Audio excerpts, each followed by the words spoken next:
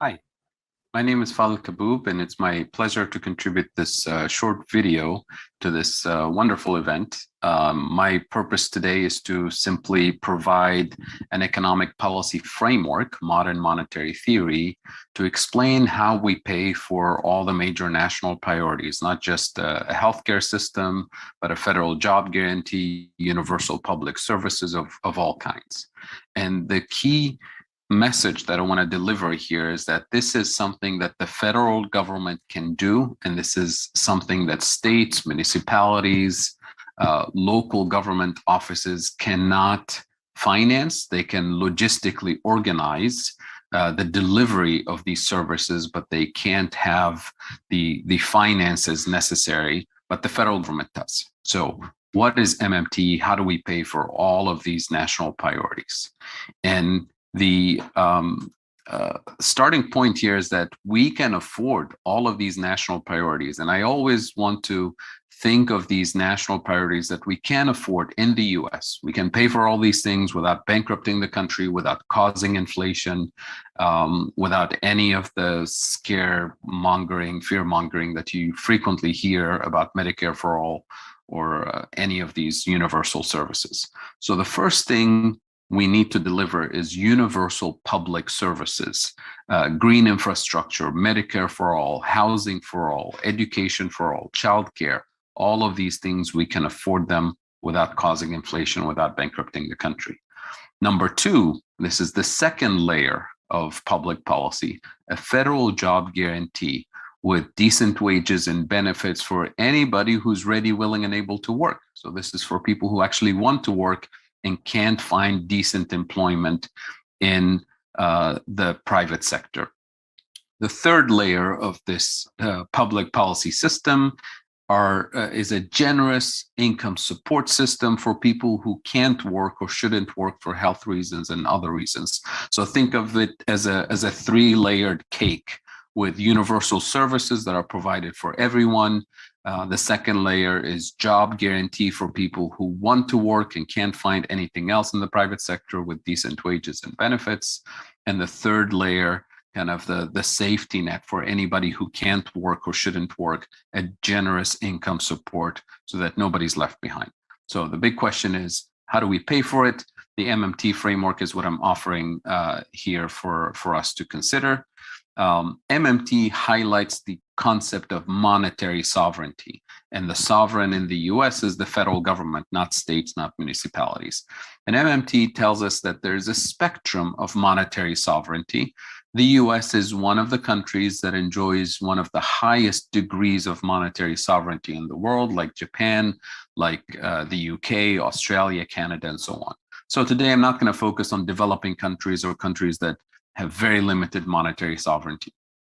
The key features of monetary sovereignty, or a high degree of monetary sovereignty, we're talking about a federal government that issues its own currency, the dollar, taxes the public in the same national currency, the US dollar. It's the federal government that never issues debt denominated in foreign currencies. So all the national debt is denominated in US dollars and US dollars alone. And number four, the federal government doesn't fix the value of the dollar to gold or silver or any other foreign currency. So we have a floating exchange rate system, and that flexibility is very important. So we do enjoy one of the highest degrees of monetary sovereignty. Now, does that mean we have unlimited spending capacity? We should print money left and right and spend on anything? Absolutely not. And I'll give you the constraints here in a minute. So the question is, how do we pay for these national priorities without causing inflation and so on? The ultimate constraint is inflation. So the mainstream perspective tells us that we should tax somebody or borrow from somebody in order to pay for these national programs. And once you're constrained by tax revenues and borrowing capacity, you've already canceled half your national priorities because you're not going to be able to generate enough tax revenues to prepay for all of these services, which is what states and municipalities must do. But the federal government has this additional spending capacity, that bright yellow space. That's not infinite, but it's much larger than what most people think. And it's constrained by that red bar. The risk of inflation is what really limits how much the federal government can spend. So the big question for us becomes, what determines the risk of inflation? And for me, it's two things. The risk of inflation is determined by, number one, the productive capacity available to us, the logistics, the supply chains constraints. All of that tells us that if we hit that limit and the government decides to spend more, then we will have inflation. The good news about this risk of inflation is that productive capacity is producible. We can hire millions of people to expand our productive capacity. And when we do that, we push the risk of inflation further and further out, and we increase that bright yellow space, and as a result, have additional spending capacity. But that's only one side of the equation. The other side of the inflation risk is what I call abusive market power or price setting behavior. And here, think of your large corporations that dominate key markets in the economy. They raise prices simply because they can. Think of Wall Street, think of Big Pharma, think of your telecoms, think of price setters during the pandemic that we're seeing right now, oil and gas companies and so on.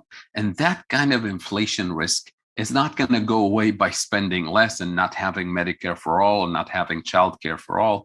That risk of inflation can only be tamed and eliminated when we tax and regulate their market power out of existence. In other words, we democratize those markets, we make them more competitive, and universal healthcare is one of the key features of democratizing the healthcare system and taming and eliminating the abusive market power of pharmaceuticals and the healthcare industry in general.